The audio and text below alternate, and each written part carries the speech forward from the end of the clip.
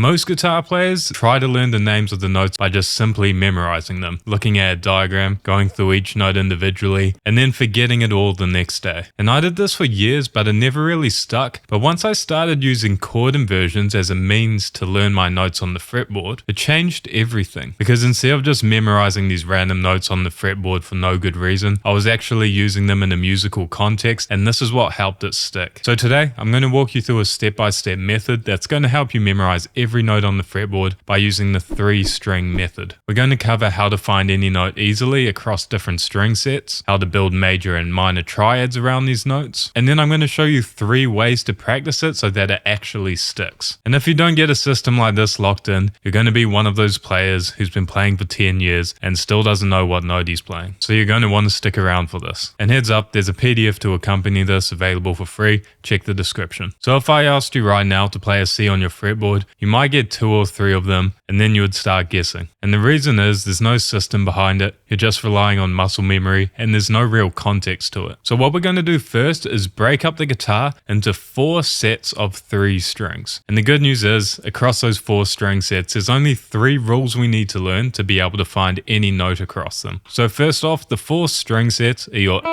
B, and G, and then you have your B, G, and D, then G, D, A, and then finally D, A, E. Now the first thing we're going to do is focus on our top string set, which would be our high E, our B, and our G. And the first thing you want to be able to do is choose a note and then be able to find every instance of that note across those 3 strings all the way to the top of your fretboard and back down. And you want to start with the lowest possible fret and work your way up to the highest possible fret. So to start off, we're going to choose the note F and we're going to find it on our top string set everywhere we can. So we start off, our first F is this first fret on the high E. That's the lowest fret I can play it on. Now here's your first rule. If I want to find that same F note, the next instance of it on that string set is going to be 5 frets higher on the B string. So if we're on the first fret of the high E, 1 plus 5 is 6. So I go to the 6th fret on the B, and all of a sudden I have that same F note from the first fret on the high E. So that's our first rule. Going from the E to the B, we got to add 5. Now the next one, if we want to go to the G, which will be the next instance of this F note, the rule for that is plus 4. So 6 plus 4 is 10. Okay, so far we've had our first fret, plus 5 to the B, and then plus 4 to 10 to get us to the G. So far our rule is 5, 4. So now we've got an F on all 3 strings. First fret, 6th fret, and 10th fret. Now the next step is to find another F note, but up the octave. Now the closest one to this 10th fret, if we're going up the fretboard, is actually going to be if I go 3 frets up, so to the 13th fret and back on my high E string. Okay, that's going to give me the F note up the octave. So now I've got my F again on the 13th fret of the high E. I use the same rule as I did earlier from this first fret on the high E to the 6th fret on the B. So I plus 5 from 13, which is going to be 18. So again, that same rule from the E to the B is plus 5. And now I'm on the 18. My B to G rule was 4. So 18 plus 4, 22. Right, it helps if your guitar's intonated correctly, which mine isn't right now. But you get the idea, that would be F. So this might seem confusing, but just remember the rule is 5, 4, 3. So from the E to the B is 5, from the B to the G is 4, and then the G back to the high E is going to be 3 frets. And this is going to give you every instance of a certain note across that string set. So let's say I wanted to find every instance of a C note on that same string set. So the first thing I do is find the lowest possible C on those 3 strings, and it's actually the B string for this on the first fret. That would be my C note, right? Now if I want to find that, the next instance of it, because I'm on the B string, I have to go to my G, which was 4. So 1 plus 4 is 5. Right? Now I'm on the G, I want to find the next one, so I go 3 because it's 4 and then 3, and I go back to my high E, which will give me C. Now I'm on my high E, I go to my B, which is 5. Now I'm on my B, going to my G, 4. Now I'm on my G, back to my high E, which is 3. So it's always just going to circle round or cycle around 5, 4, 3, 5, 4, 3. And you just got to choose the right starting point based on which string you started on. So in that case, it was on the B, so I had to start with 4, right? to get to my G. So that 3-number rule is the same kind of principle we're going to apply for every other string set. And I won't go over the next ones in as much detail. I just wanted to give you a good idea with that one. So the rule for our B, G, and D string set is 4, 5, 3. So we're swapping around the 5 and the 4 from the previous rule. So let's say I was playing this D note on the 3rd fret of the B string. If I wanted to find that on the G, I'd go up 4 to 7, same as before. And now if I want to find this D note that I'm playing on the G on the D string, I add 5. So 7 plus 5, 12, right? Now if I want to find a D note back on my B string, I add 3, which would take me to 15. Then if I wanted to keep going, I add 4. Right, get the same note. So if you're cycling through that string set, it's 4, 5, 3. Now we have 2 more string sets left, but the good news is they have the exact same rule. So you just have to memorize one more. So if we're going between the G, D, and A, the rule is 5, 5, 2. Simple. So if I play this A note on the 2nd fret of the G, I plus 5. So 2 plus 5, 7. Then if I want to find this on the A, 7 plus 5, 12. And now I go up 2 frets and I'll get an A note again on my G. And the exact same thing is going to apply with our next string set, which is D, A, and low E. So if I was playing this E note on the 2nd fret of the low E, I would plus 5 to get that on the A string, and then plus 5 to 12, from 7 to 12 to get it on the low E, and then I go up 2 frets, back on the D string, and I'll get it again. So to recap, our first string set, the high E, B, and G, the rule is 5, 4, 3. Our next string set, the B, G, and D, our rule is 4, 5, 3. And the last 2 string sets, it's 5, 5, 2. Now knowing where all these single notes are is all well and good, but it's not super useful information yet. What's going to make it useful is when we actually start building our chords around it. And this is where it gets really cool. So the next thing we're going to do is look at building major triads around these notes that we are now able to locate on these different string sets. So you'll see here we have 3 different chord shapes, and where the 1 is within that shape, that is the root note within it. So if we go back to what we did at the very beginning of learning the notes, which was finding an F note on our first string set of the E, B, and G, the first chord would be built around this F note here. And it actually has the 3rd scale degree on the bottom. So this would be my first F triad. Then to find the next one on the B string, I apply my rule. So it's 5 frets from the E to the B. This is my next F.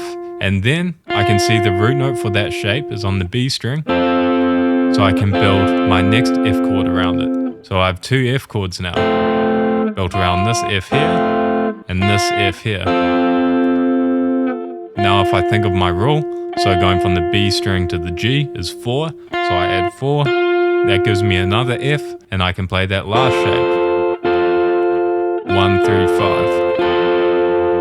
Okay, so I have 3 F chords. F, F, F, built from those different root notes. And I could keep going higher if I wanted. So I have my 3, because it's 3 back to the high E. That was our rule. I go back to this F here, and I can play the first shape again. Then if I wanted, I can keep going. Next F, 5 frets up, right?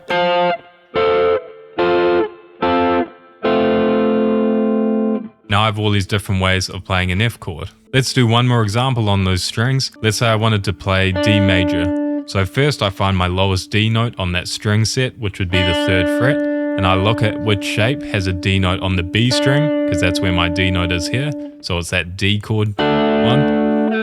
So I would build my triad around this D note, and then I find my next D note, which I remember is plus 4 frets, because that's my rule. So I go to the 7th fret, and then I look for the shape that has the 1 on the G, because that's where my root note was. And then I can go back to the high E, 3, that's the next number for the rule. Now I look for the shape with the root note on the high E, and I can play that. Then I can keep going, remembering that 5 is my rule from high E to B, plus 5, 10 to 15, and I can build my other shape again with the root note on the B string. And the same applies with all the other string sets, there's just different chord shapes for them. So for example here we've got the B, G, and D string set, and you'll notice just like before, the 1 is on a different string, so you've just got to line that up with your target root note. So let's say I was doing a D chord, but now using those 3 strings. So I know my lowest D note on those 3 strings, apart from the open D string, is going to be this 3rd fret again on the B string. So I would build the chord shape that has the 1 on the B string. Just like that. Now I find the next instance of that D note, and I know the rule from B to G is 4. So I got 4 frets, find it on the G, and now I look for my chord shape that has the 1 on the G, which would be this A chord shape. And then going from the G back to the D, I go it's +5. So I go from 7 to 12, then I play the chord shape with the root note on the D. Now I have my 3 D inversions across that string set. And all these shapes are in the PDF to accompany the lesson, so remember to grab that and it'll have the shapes for all the other string sets too. Cool, so now you know how to play all the major inversions, but that's only half the picture. You'll notice most songs have minor chords too. So the next shapes are going to be the exact same principles, you apply them in the same kind of way, but it's going to be chord shapes that will give you minor chords. So let's go back to our example in the key of F on the top string set, so the high E, B and G. So the root notes would be exactly the same as before. So this first F note, I need to look for my minor shape with the root note on the high E, which is this first one. All those notes in a row. So that would be a F minor chord. And then I go to my next F note. Then I look for the shape with the B root note, which would be this D minor chord shape here. Then I find my next root note on the G, which is +4 from the B, and play my next F chord shape, the shape that has the root note on the G. Then I could go back to my F up the octave and play my first shape again. Then the next one. So just remember, these major and minor shapes, they're built around the exact same root notes, whether it's F major or F minor. For example, F major, F minor, or F major, F minor, F major, F minor. They're built around the same root notes. So now you know the shapes and the system, but here's where most people go wrong. They watch the video, they nod along, yes, very good, but then they have no idea how to actually practice it, and after a couple of hours they forgot everything. So here's 3 ways you can practice this efficiently so you can actually lock it in. So the first thing you're going to want to do is just choose a single key and a single string set. So let's say for example, I'm choosing the top 3 strings, the high E, B and G, and I choose the key of G. The way you want to practice this is first just go through and find all instances of that G note across that string set using the appropriate rule. So in the case of these 3 strings, it's 5, 4, 3. So I find my first G, then I think +5, which will take me to the next G on the 8th fret, then +4, which will take me to my next one on the 12th fret, and then +3 to get another G. Then I could keep going if I want, +5 again to get to this next G. So I would map out where those G notes are.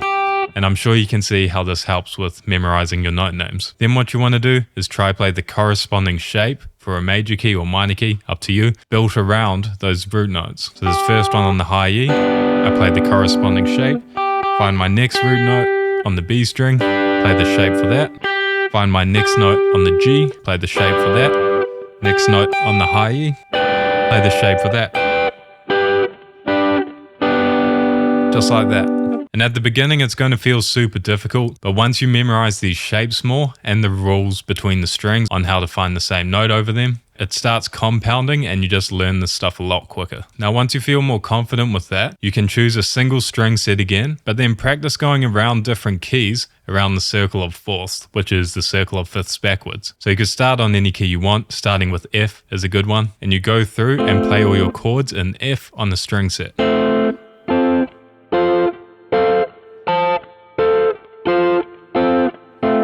And then I look and I can see the next key is C, so I build all my C chords around that string set. Then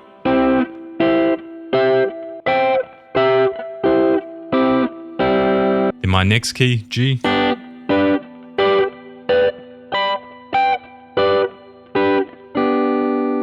But you get the idea. And another variation of that you can do is the same idea, but just doing major chords and then minor chords. So again, if I was up to the key of G, I would go through all my major chords and then play my minor chords. Just like that. Now the last way you can do this, and this is where it becomes very practical and what you might do if you're playing in a band or just jamming, is taking a chord progression you're familiar with and trying to use these inversion shapes to play it and get smooth voice leadings. So let's take something simple like a 1-5-6-4 in the key of A major. So those chords are A major, E major, F sharp minor, and D major. And now I just choose any area of the fretboard, find the root notes on any string that belong to those chords, and then build the appropriate major or minor chord around it. So let's say I wanted to try play it in this area of the fretboard between like the 10th and 15th fret. First thing I do is find the root notes of my chords, which were A, E, F sharp, and D. So I could go A over here on this 10th fret of the B, then this E over here on the 12th fret of the high E. And for my F sharp, I could use this 11th fret of the G. And for my last D chord, I could just use this 10th fret of the high E. And then I would build my chords around them. A major, E major, F sharp minor, D major. Being able to do that with chord progressions is such a great tool to have on your musical tool belt, so to speak. So definitely worth practicing. So that right there is the whole system. Now you're not just learning note names, you're actually learning how to use them in the musical context and build chords around them. This way you're going to retain it. And that right there is the real payoff of this whole system. You're not just learning notes, you're making music. And again, remember to grab the PDF for this because all these shapes and whatnot are with. Now the thing is, once you get all these notes and triad shapes down, that's great. But you're going to want to start connecting them to other things you know, like the pentatonic scale. Because once you start combining your scales and your chords, that's when you have the ultimate freedom over the fretboard to play whatever your heart desires. So if you check out this video over here, I go over how to combine your pentatonic shapes with chords in a practical way that's very easy to digest. So make sure to check that out, and I'll see you next time.